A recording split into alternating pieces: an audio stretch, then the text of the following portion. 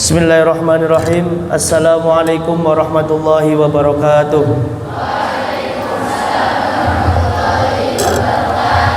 Alhamdulillahi rabbil alamin wa bihi nasta'inu ala umurid dunya waddin. Wassalatu wassalam ala rasulillahi ajma'in. Allahumma salli ala sayyidina Muhammadin al-fatih lima ukhliq wal khatim lima sabaq nasiril haqqi bil haqqi wal hadi ila siratikal mustaqim. Sallallahu ala alihi haqqa qadrihi wa miqdaril azim. Rabbi israh li sadri wa yassir li amri wahlul 'uqdatam min lisani yafqahu qawli. Ingkang kawula hormati lan kula ta'zimi beliau pembina yayasan Profesor Dr. Haji Rohandi, yang saya hormati, yang saya ta'zimi beliau Ketua Yayasan Ibu Dr. Hajah Sumarti MPD. Semoga Allah muliakan beliau, semoga Allah panjangkan umur beliau, semoga umurnya selalu diberkahi, amin amin ya rabbal alamin. Yang saya hormati para wali santri, baik santri putra maupun santri putri dari mulai kelas 1 sampai kelas 3. Pertama saya ucapkan terima kasih sudah bisa menyempatkan waktunya untuk hadir dan bersilaturahim di Pondok Pesantren Darussalam Waterlingkel. Pertama-tama marilah kita panjatkan puja dan puji syukur kita kehadirat Allah Subhanahu wa taala yang telah memberikan nikmat hidayahnya sehingga kita dapat bersilaturahim, bertatap muka untuk ngaji dan sharing bersama. Yang kedua, salawat serta salam marilah kita curahkan kepada junjungan kita Nabi Agung Muhammad sallallahu alaihi wasallam.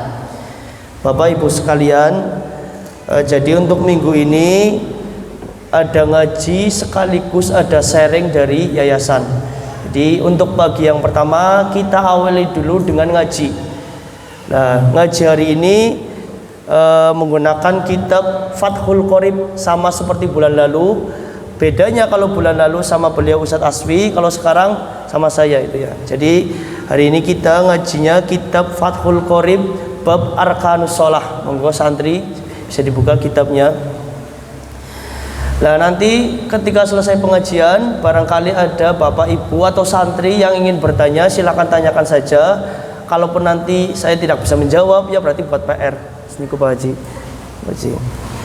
Bismillahirrahmanirrahim. Langsung saja kita mulai. Ya, sebelum kita mulai saya mau tanya dulu kabarnya wali santri gimana nih? Ibu-ibu sehat mboten niki? Alhamdulillah. Lah, rawuh teng mriki niku terpaksa mboten niki, Ibu? Mboten ikhlas nggih, Ibu nggih? Niate nopo? Niate ngaji nopo niate jenguk larene niki, Bu? Niate kalih-kalehe. Yes, alhamdulillah. Niki Bapak-bapak, alhamdulillah, monggo Pak. Bu, silahkan diduduk. Langsung mulai betul.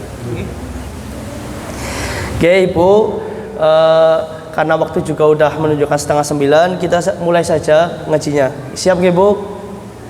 Santri udah siap, santri ngaji. Santri muda udah mandi belum? Santri putri udah mandi? Alhamdulillah. Kompak berarti sudah mandi. Putra kayak deh tangi turu kabeh putra. Isin karo mamane bapane ke santri putra ajak kadiran bapane mamane lagi ora teka ora adus. Nah, bismillahirrahmanirrahim dibuka Arkanus Sholati. Bismillahirrahmanirrahim. Qala al-musannifu rahimahullah ta'ala wa nafa'ana bihi wa bi'ulumihi fid dharaini amin. Rabbi israh li sadri wa yassir li amri wa hlul 'uqdatam min lisani yafqahu qawli. Wa ba'du. Faslun fi arkanis sholati. Ing dalem jelasaken piro-piro rukune salat. Jadi hari ini kita akan membahas tentang rukun-rukunnya salat.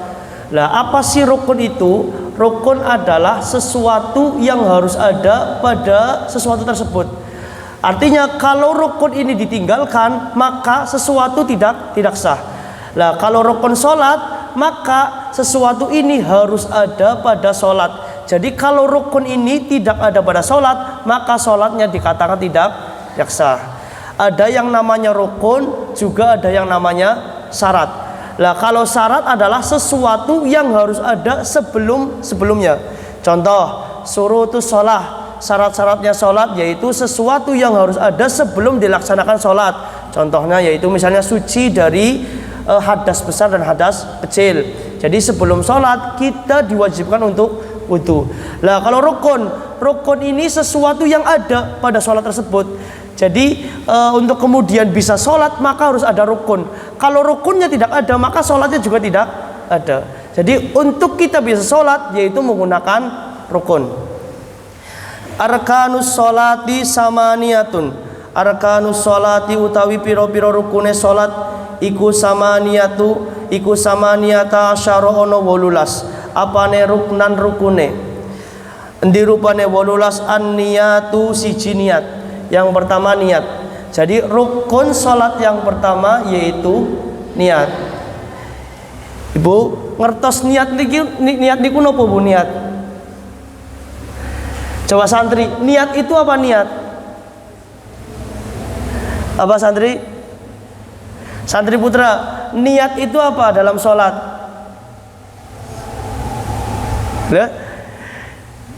Loh. Tetap orang udah ngerti dan udah sarapan belum santri putra? Belum, santri putri udah? Dereng. Wah, pantesan pada lemes. Coba apa itu niat?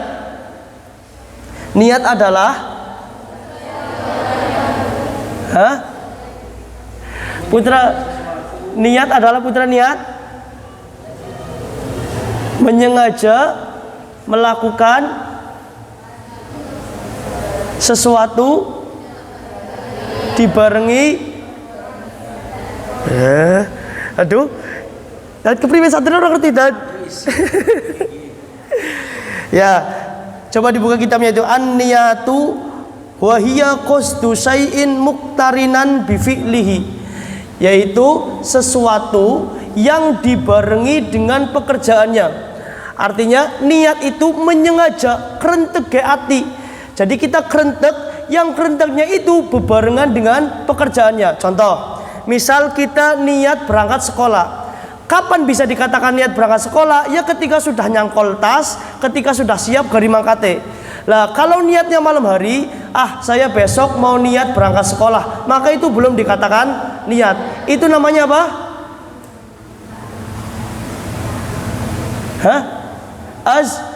Azam. Lah kalau rencana itu namanya azam. Kalau niat itu yang bebarengan dengan pekerjaannya. Contoh, saya niat berangkat ke Karangpucung misal, maka saya udah siap pakai motor gari jalan. Jadi krentek hati bebarengan dengan pekerjaannya. Lah sholat sama, maka kapan niat sholat? Niat sholat yaitu bebarengan dengan takbiratul ihram. Jadi pas Allahu Akbar, maka ning jero atine niat sholat. Ya, maka di sini wa mahalluha al-qalbu. Jadi tempatnya niat itu ada di dalam hati. Nah, terus pertanyaannya, kalau kemudian misalnya niat usolli fardhu subhi rakaataini mustaqbilal kiblati adza al ma'muman lillahi ta'ala Allahu Akbar. Yang tadi itu namanya apa? Apa namanya? Melafadzkan niat. Lah apa hukum melafadzkan niat? Hukumnya sunnah. Jadi ibu sekalian dan para santri, jadi melafadzkan niat usolli fardhul subhi rakaataini ila akhirih itu hukumnya sunnah. Lah maka niat itu sebenarnya tempatnya ada di dalam hati. Berarti pas takbiratul ihram Allahu Akbar ning jero atine niat krentek salat subuh misal. Maka yang dihitung niat adalah krenteknya hati yang dibarengi dengan takbiratul ihram. Lah kalau sebelum takbiratul ihram itu namanya talafudun niat, melafadzkan niat. Lah melafadzkan misalnya talafudun niat usolli fardhul subhi terus Allahu Akbar atine ora krentek maning, maka belum dikatakan niat. Jadi bisa dikatakan niat ketika dibarengi dengan pekerjaannya. Apa pekerjaan sholat? Yaitu takbiratul ihram. Sama seperti wudu kemarin. Kapan niat wudu? Ketika membasuh muka wajah. Ya, jadi kalau sebelum membasuh wajah maka belum bisa dikatakan niat. Lah kalau pas membasuh wajah krentek hati maka baru dikatakan niat. Dan setiap sesuatu yang ada niatnya itu pasti disebut ibadah. Dan ibadah itu harus diawali dengan niat. Maka kalau ibadah tanpa niat belum bisa dikatakan beda. Sama seperti kalian misalnya sekolah diniati tolabul ilmi, diniati untuk menghilangkan kebodohan, maka sekolahnya itu menjadi ibadah. Jadi syaratnya ibadah itu harus ada niatnya. Kalau sholat tanpa niat berarti belum dikatakan ibadah, belum dikatakan sholat. Paham gak? Paham, kudu paham. Terus yang kedua, wasani al-qiyamu ma'al qudrati, yaitu berdiri.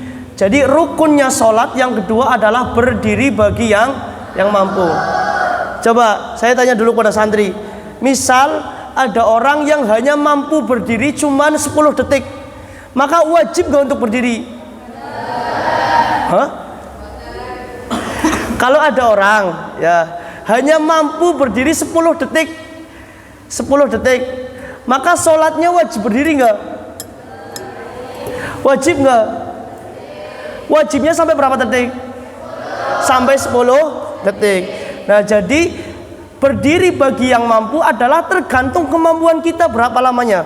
Misalnya kita sholat hanya mampu takbiratul ihramnya saja yang berdiri, Allahu Akbar, habis takbiratul ihram langsung duduk, maka wajib untuk kemudian takbiratul ihramnya untuk berdiri.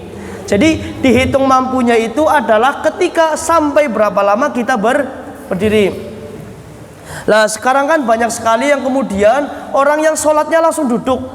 Nah, di sini maksudnya yang mampu itu mampunya berapa detik? Kalau mampunya 1 detik, Allahu Akbar, langsung duduk, itu juga tidak apa-apa. Maka berdiri ini yaitu bagi yang mampunya terserah berapa detik. Itu. Terus yang ketiga, wasalisu takbiratul ihrami. Yang ketiga yaitu takbiratul ihram.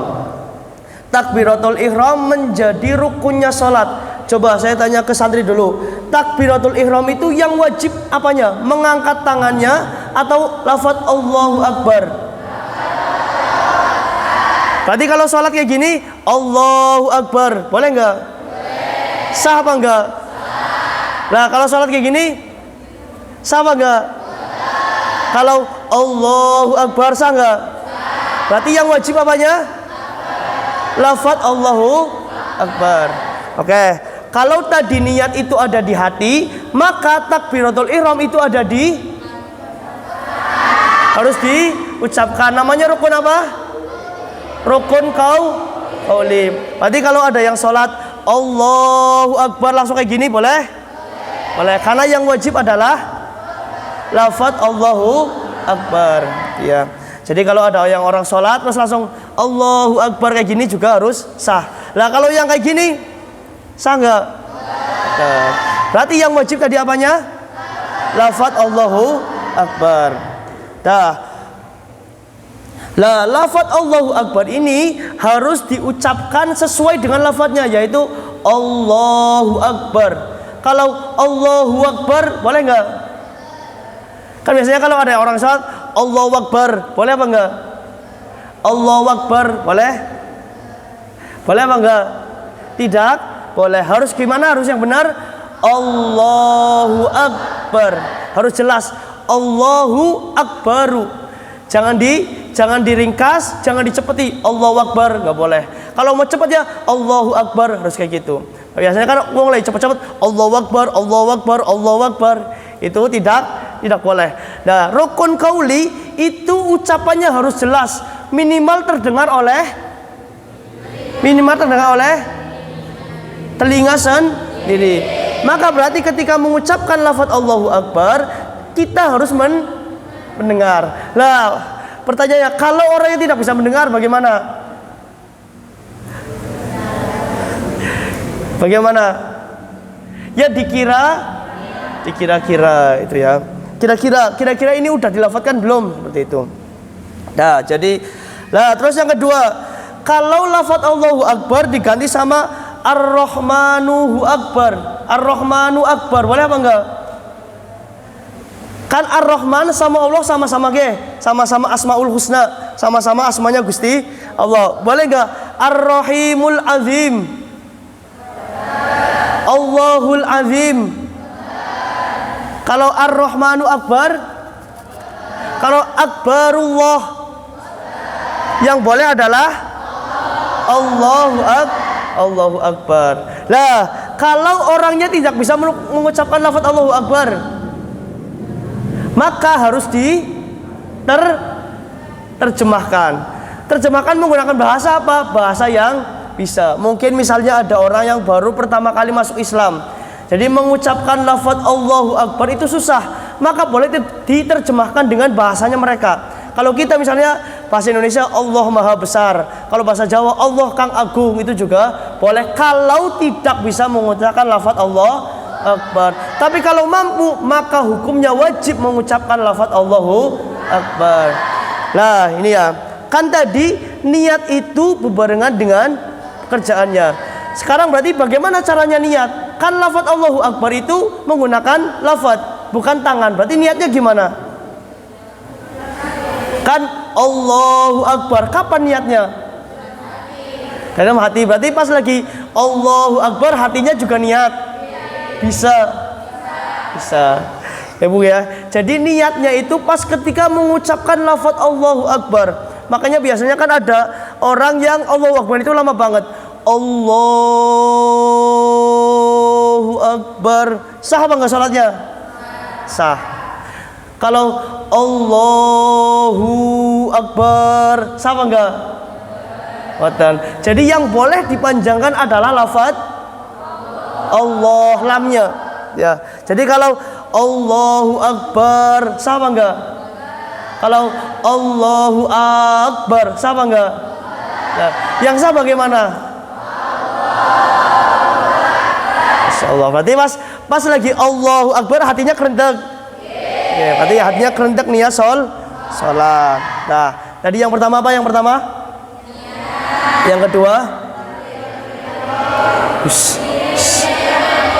Yang kedua apa? Berdiri bagi yang mampu. Yang ketiga? Takbiratul ihram. Sekarang yang keempat, wa qiraatul fatihati, membaca surat Al-Fatihah. Jadi setelah takbiratul ihram, rukun sholat yang selanjutnya yaitu membaca surat Al-Fatihah. Nah kalau doa iftitah hukumnya apa? Sunnah. Boleh nggak orang itu nggak membaca doa iftitah? Boleh. Berarti langsung Al-Fatihah. Wa bismillahirrahmanirrahim ayatun minha. Lah termasuk dari ayat surat Al-Fatihah yaitu lafaz bismillahirrahmanirrahim. Nah Al-Fatihah ini rukun apa? Rukun qalbi, rukun qauli, apa rukun fi'li? Rukun qauli. Berarti kalau rukun qauli wajib diucapkan. Maka membaca surat Al-Fatihah itu harus benar. Jadi harus bismillahirrahmanirrahim, alhamdulillahirabbil alamin.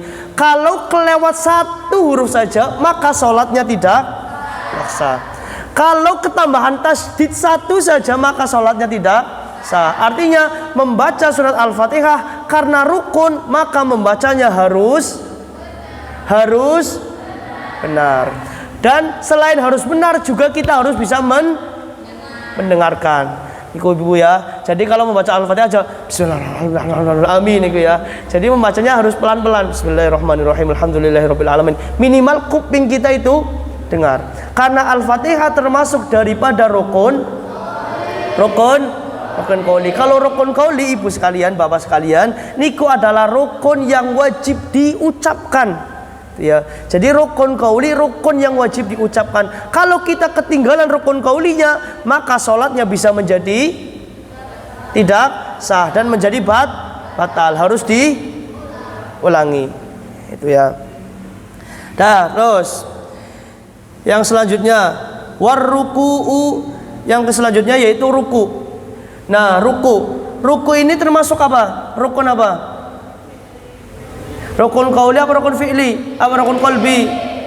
Rukun fi'li. Maka ruku itu yang dihitung adalah gerakannya. Jadi rukunya Ya, jadi yang dihitung adalah rukunya, bukan bacaannya. Lah bacaan ruku yang subhana rabbiyal azimi itu hukumnya apa? Sunnah. Lah kalau sholat nggak membaca subhana rabbiyal azimi, sholatnya sah apa enggak? Sah apa enggak? Sah ya. Jadi cukup ruku saja dengan tumak nina. Tumak nina apa tumak nina? Berdiri. Tumak nina adalah diam sejenak seukuran membaca subhanallah. Nanti kalau ruku ya, ruku itu harus meneng desit grek. Menengnya sampai kapan? Ya subhanallah. Nah, berarti berapa detik itu? Nanti 0,05 detik mungkin itu ya. Subhanallah, subhanallah, subhanallah itu ya, boleh.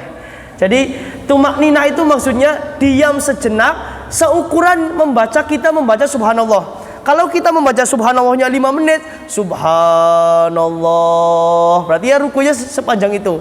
Kalau membaca subhanallah, subhanallah, ya berarti sepanjang itu. Jadi ruku itu dengan tumak ninah, dengan berhenti sejenak sepanjang kita membaca subhanallah. Ukuran sejenaknya itu ukurannya sepanjang membaca subhanallah itu ruku. Terus yang selanjutnya waraf'u wal i'tidalu. Yang selanjutnya adalah i'tidal. I'tidal itu bangun dari ruku. Sama, i'tidal juga harus tumak ninah. Tumak ninah, apa tadi tumak ninah? Diam sejenak. Ya, seukuran kita membaca subhanallah. Nah, apa bacaan i'tidal? Loh?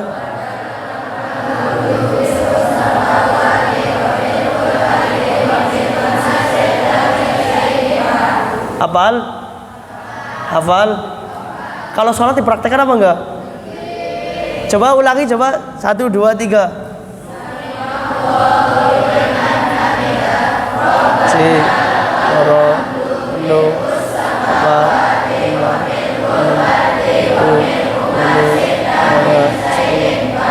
Nah, 10 detik. Kalian i'tidalnya 10 detik apa enggak? Nah, saya tanya, dipraktekkan apa enggak? Praktek. Nah tadi saya hitung 10 detik. Kalian i'tidalnya 10 detik apa berapa detik? Apa bacanya cepat? Coba baca cepat. 1, 2, 3.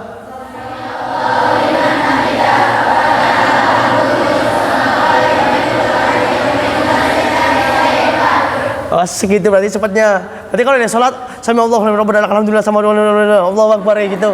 Apa gimana? Apa sholatnya kalian khusus sekali? Khusyuk, alhamdulillah. Lah ibu-ibu sekalian sholatnya gimana ibu? Kalau i'tidal, apa ngikuti imam? Ngikuti imam ya, sholatnya jamaah terus, alhamdulillah. Terus yang selanjutnya yaitu was-sujudu wat-tumakninatu, yaitu sujud. Sujud juga yang wajib adalah gerakan sujudnya. Nah ini, jadi sujud itu ada syaratnya. Syarat sujud harus ada 7 anggota badan yang nempel ke tempat sujud. Yang pertama, jidat.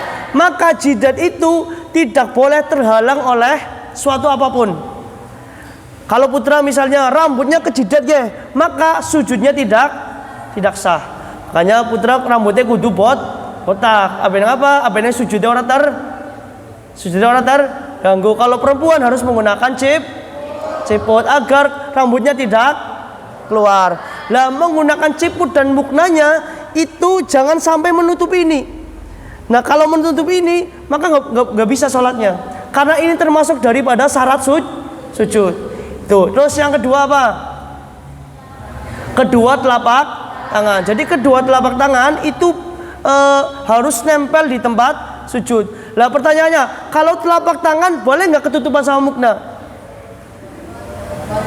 Tadi kan kalau jidat itu kan nggak boleh ketutupan sama suatu apapun, termasuk sama sorban yang misalnya kita pakai sorban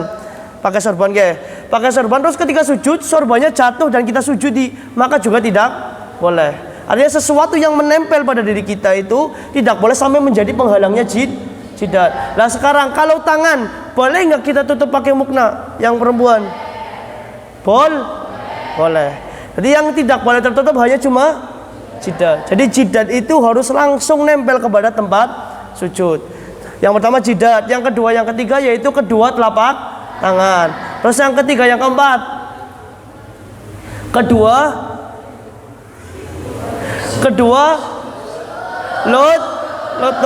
lutut sama sikut bedanya apa?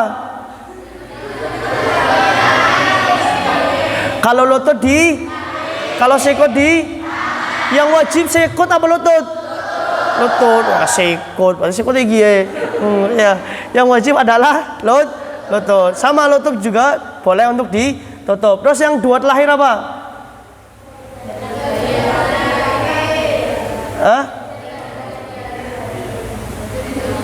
Jari-jari kaki bagian dalam, bagian yang putihnya itu ya. Jadi maka kalau sujud itu harus ditekuk. Ampunan niki. Kakinya harus kayak gini, ditekuk kayak gini. Ya, jadi aja sujud aja kayak gini. Ada yang kayak gini. Makanya harus ditekuk kayak gini. Lah yang nggak bisa bagaimana latihan? Kalau nggak bisa banget ya wis nggak bisa sih gimana lagi ya? Ya. Itu ya. Nah, jadi sujud itu ada 7 anggota badan yang harus nempelnya. Tadi yang pertama apa? Jidat. Yang kedua, dua telapak tangan. Berarti dua telapak tangan itu hitungannya 2 ya. 2, 1, 2 berarti 3. Terus yang ketiga, kedua lutut. Berarti lutut kanan, lutut kiri 5. Terus yang keenam, jari kaki kanan sama jari kaki kiri. Pas tuh cucu. Jadi 7 anggota ini harus nempel pada tempat sujud ya. Jadi kalau sujud kok batuknya nggak nempel, cuma kepalanya yang kayak gini, maka tidak sah. Itu sujud. Lah bacaan sujud seperti apa bacaan sujud?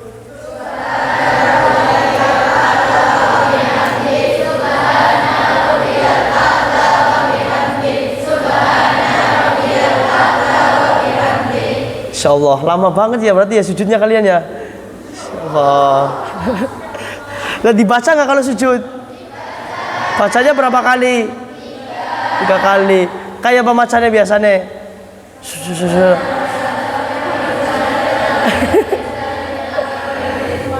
Kayak gitu bacanya. Yakin? Tapi kok kalau sholat sunnah kok cepet-cepet banget ya? Kalau sholat sunnah ba'diyah itu ujung-ujung saya salah pun sudah siap-siap kayak. Jadi sujudnya Allah Akbar gitu. Cuma yang penting nah, bacaan itu hukumnya sunnah. Kalau tidak dibaca nah, kalau tidak dibaca sholatnya sah apa enggak? Sah. Karena sujud yang wajib adalah gerakan sujudnya. Dah sujud. Terus yang selanjutnya wajulusu baina sajdataini, yaitu duduk di antara 2 sujud, atau yang kita kenal dengan duduk iftitah, duduk iftiros itu ya. Lah duduk di antara 2 sujud yang wajib apanya? Bacaannya atau duduknya? Duduknya. Lah duduk di antara 2 sujud atau duduk iftiros itu yang penting adalah tumaninah. Coba bacaannya bagaimana, Putra?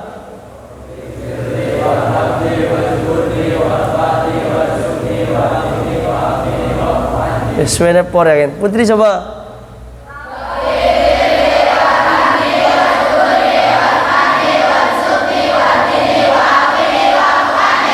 Segitu ya lamanya berarti ya. Pembuatan Rabbi film gitu ya. Apa gimana? Nggih. Dah, terus. Dah habis itu habis julus berarti sujud lagi. Yang selanjutnya wa julusul akhiri wat tasyahudi fi. Duduk tasyahud akhir. Terus membaca tasyahud akhir. Nah, sekarang pertanyaannya, tasyahud awal itu hukumnya wajib apa enggak? Termasuk rukun apa enggak? Misalnya saya sholat maghrib. Nah, ternyata rakaat kedua saya tidak tahiyat awal, langsung berdiri aja, habis itu tahiyat akhir. Sah enggak sholatnya? Sah enggak? Sah. Lah disunahkan apa? Kalau saya lupa berarti saya harus melakukan apa? Sujud sahwi. Kalau saya tidak sujud sahwi, sholatnya sah apa enggak? Sah apa enggak? Ah, masa?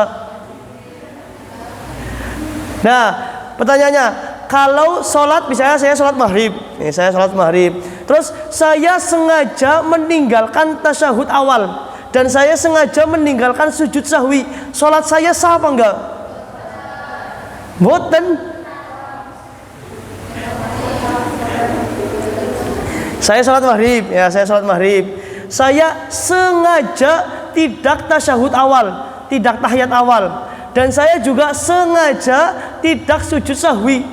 Sah nggak sholat saya? Sah mboten kita? Sah mboten Bu? Sah mboten? Saya ulang pertanyaannya. Saya sholat maghrib, ya kan? Terus saya sengaja tidak tahiyat awal dan sengaja tidak sujud sahwi. Sah apa nggak sholat saya? Sah Bu. Nah, karena apa? Karena tasyahud awal atau tahiyat awal itu hukumnya sunnah. Kalau kita lupa melaksanakan tahiyat awal, maka kita disunahkan untuk sujud sahwi. Kalau kita lupa sujud sahwi, maka sholatnya tetap sah. Kalau kita sengaja meninggalkan, maka sholatnya tetap sah. Ya. Tapi wis ngerti sah aja kok sholatnya lantaran orang tahiyat awal Bu. Lah wis ngerti lantaran sholatnya buru-buru orang tahiyat awal langsung. Enggak. Jadi tahiyat awal itu hukumnya sunnah apa? Sunnah yang kalau kita tinggalkan atau lupa maka disunahkan sujud sahwi itu ya. Nah, sekarang wa julusul akhir, duduk tahiyat akhir, wa tasyahudu fihi, dan membaca tasyahud akhir. Pertanyaan terus kayak pokoknya ya. Karena saya yakin setiap hari sudah sholat, udah bisa. Ini hanya kita sama-sama belajar mengingat-ingat. Apakah kita tahu nggak rukun sholat? Lah, kalau tahiyat akhir yang wajib duduknya atau tahiyatnya? Yang wajib duduknya atau bacaannya? Berarti kalau nggak duduk nggak apa-apa? Hah? Sama saya tahan Putra. Kalau tahiyat akhir atau tasyahud akhir itu yang wajib duduk tasyahud akhirnya apa membaca tahiyat akhirnya? Keduanya. Putri, yang wajib mana? Dua-duanya wajib. Nyontek Putra kayak Putri. Nah, kalau yang tadi yang pertama itu, kalau niat itu kan cuma tegak hati. Kalau takbiratul ihram itu cuma rukun.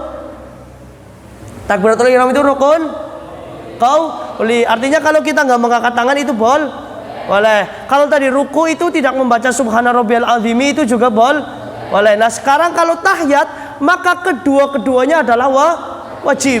Jadi duduk tasyahud akhirnya ya rukun, membaca at-tahiyatulnya adalah rukun. Kalau duduknya adalah rukun fi'li, maka membacanya namanya rukun qauli. Maka kalau membaca tahiyat akhir itu wajib kita terdengar oleh kuping sendiri. Sekarang tasyahud akhir. Coba yang wajib itu, coba kita baca tasyahud dulu bareng-bareng. 1, 2, 3. Mubarakatus Wa'alaika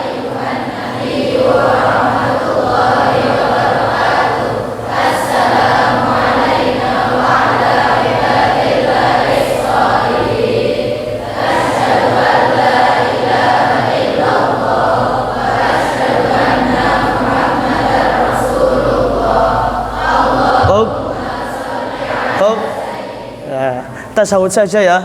Nah, kalau tasyahud sampai mana berarti? Sampai asyhadu an la ilaha illallah wa asyhadu anna muhammadar rasulullah. Oke. Sekarang tasyahud akhir. Tadi berarti wajib dibaca. Kalian coba yang santri buka kitabnya. Di situ bahasanya tasyahud apa tahiyat? Tasyahud. Berarti mana yang wajib dibaca mananya? At-tahiyatul mubarakatus sholawatut thayyibatul lillah atau asyhadu an la ilaha illallah wa asyhadu anna muhammad rasulullah? Berarti kalau nggak at-tahiyatul mubarakatuh nggak apa-apa. Coba putra dulu, yang wajib at-tahiyatul mubarakatuh atau asyhadu an la ilaha illallah. Kalau kita melihat di kitab itu bahasanya tasyahud. Mana? Bukan at-tahiyat, bukan. Yang wajib dibaca at-tahiyatulnya atau asyhadu allanya. Berarti kalau tahiyat akhir langsung asyhadu an la ilaha illallah enggak apa-apa. Nggih? Bu, coba Bu, yang wajib sing pundi Bu? At-tahiyatulnya napa asyhadu allanya? Pak, asyhadu allanya napa at-tahiyatulnya, Pak? Ayo santri. Yang wajib adalah duanya. Jadi kalau tasyahud berarti sudah meliputi at-tahiyatul mubarakatus sholawatut batulillah. Itu ya. Jadi yang wajib dari mulai at-tahiyatul sampai asyhadu alla itu wajib. Maka itu harus terdengar oleh telinga sendiri. Dah, selanjutnya wassalatu ala nabiyyi sallallahu alaihi wasallam, yaitu membaca salawat kepada kanjeng Nabi Muhammad sallallahu alaihi wasallam. Coba baca salawat yang wajibnya saja.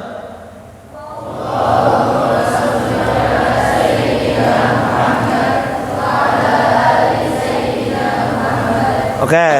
Nah, pertanyaannya, boleh nggak kalau cuma Allahumma sholli ala sayyidina Muhammad titik? Boleh apa enggak? Boleh. Bahkan yang wajibnya adalah sampai situ saja, sampai Allahumma sholli ala sayyidina Muhammad. Kalau wa ala ali sayyidina Muhammad itu hukumnya sunnah. Kalau kayak gini, Allahumma sholli ala Muhammad, enggak ada sayyidinanya, boleh apa enggak? Nah, kalian bacanya ada sayyidinanya apa enggak ada? Ada. Nah, sekarang misalnya saya sholat. Nah, saya baca sholawatnya cuma Allahumma sholli ala Muhammad. Kira-kira sholat saya sah apa enggak? Sah apa enggak? Sah mboten putri? Sholatnya sah. Ya, karena di sini bahasanya membaca sholawat. Jadi cukup dengan Allahumma sholli ala Muhammad sudah sah. Kenapa kita ditambahi sayyidina? Karena kita menghormati kanjeng Nabi Muhammad. Maka kita tambahi sayyidina. Allahumma sholli ala sayyidina Muhammad. Tambahi lagi untuk penghormatan wa ala ali sayyidina Muhammad. Tambahi lagi untuk penghormatan kama shallaita ala Ibrahim wa ala sayyidina kama sayyidina Muhammad wa ala terus kualik wa barik dulu wa barik. Coba ulangi, coba tahiyat bareng-bareng 1 2 3 kualik dan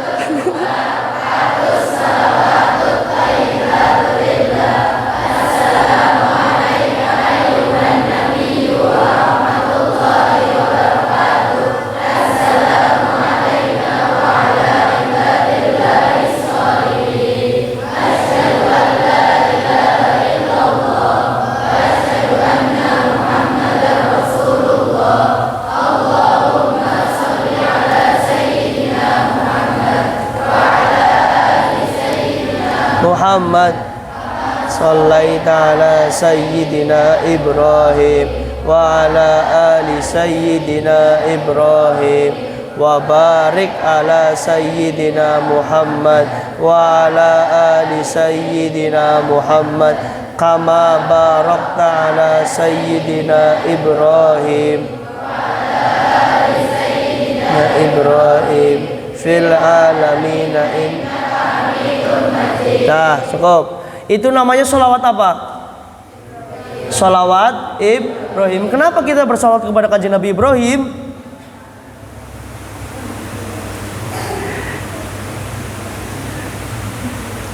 Kenapa kita disunahkan membaca sholawat Ibrahim?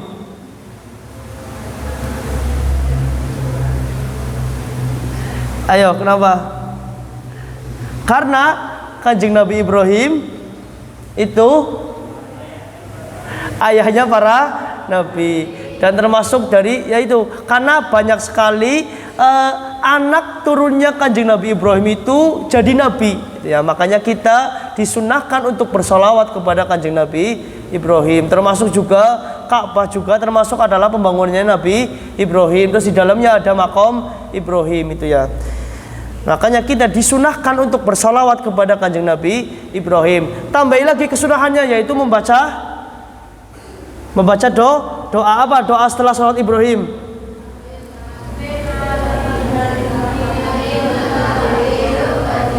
Doanya Allahumma inni a'udzubika wa min adzabin nar wa min fitnatil mahya wal mamat wa min fitnatil masihid dajjal ya muqallibal qulub sabbit qalbi ala dinik. Nah, kenapa kita disunahkan lagi untuk membaca doa itu? Agar kita terhindar dari yang paling penting, yaitu kita terhindar dari fitnahnya Dajjal. Apa fitnahnya Dajjal itu? Ada berapa fitnahnya Dajjal? Yang pertama fitnah Dajjal adalah fitnah harta. Yang kedua fitnah ilmu. Lah, apakah kemudian kita membaca doa agar terhindar dari fitnah Dajjal? Sekarang udah banyak fitnah Dajjal. Coba, apakah kita membaca doa itu agar kita tidak bertemu Dajjal atau kita terhindar dari fitnahnya Dajjal? Fitnahnya Dajjal. Karena sekarang, zaman sekarang sudah mulai banyak sekali fitnahnya Dajjal. Ya, orang yang sombong, orang yang kemudian itu termasuk dari fitnah Dajjal. Tuh, makanya kita berdoa agar sabbit qalbi ala dini. Kita berdoa kepada Allah, ya Allah, tetapkanlah hatimu kepada agamamu. Sabbit qalbi. Jadi hati niku disabit qalbi ala dinik, ing atase agama. Jadi kita berdoa kepada Allah agar kita tetap pada jalur agama Islam. Tadi yang wajib adalah duduk tasyahud akhir, membaca tasyahud akhir dan membaca sholawat kepada Kanjeng Nabi Muhammad, membaca sholawat kepada keluarganya dan membaca sholawat kepada Kanjeng Nabi Kanjeng Nabi Ibrahim itu hukumnya sunnah. Terus yang terakhir apa? Salam. Salam yang wajib apanya gue? Gerakan apa bacaannya? Apa nih kita sing wajib kita? Apa nih coba santri? Duanya sama seperti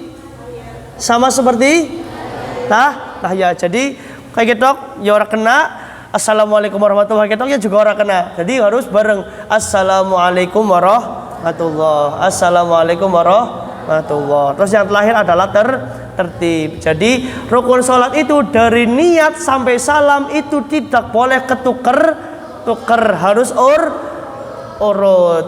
Faham? Dan kita sebagai orang yang bermadhabkan fikih Syafi'iyah, kita tidak boleh meyakini rukun itu sebagai sunnah. Kalau kita meyakini bahwa niat itu hukumnya sunnah, maka sholatnya tidak sah. Ya, jadi kita harus yakin yang mana rukun, yang mana sunnah. Tapi kalau meyakini sunnah itu wajib, maka boleh sholatnya tetap sah. Misalnya doa iftitah itu hukumnya sunnah. Kalau diri kita sendiri meyakini, karena saya ingin menjaga kehati-hatian, maka saya wajibkan untuk diri saya sendiri membaca doa iftitah, maka itu boleh. Nah, kalau Al-Fatihah itu kan Al-Fatihah rukun, terus kalian meyakini enggak, Al-Fatihah itu sunnah, maka sholatnya tidak sah. Ini belum sampai di tahap diterima atau enggak diterima ya. Urusan sholatnya diterima atau tidak diterima oleh Allah itu urusannya Gusti Allah. Kita hanya berikhtiar, minimal sholat kita adalah sah. Kalau sholat sah itu kita masih bisa ikhtiar. Tapi kalau sholatnya untuk diterima atau tidaknya kita tidak bisa tahu. Ya. Yang hanya kita bisa ikhtiar adalah sholat kita sah atau tidak. Kalau diterima atau tidaknya itu urusannya Gusti Allah. Minimal kita sebagai muslim ikhtiar biar sholat kita adalah sah. Ya, paham? Alhamdulillahirabbil alamin.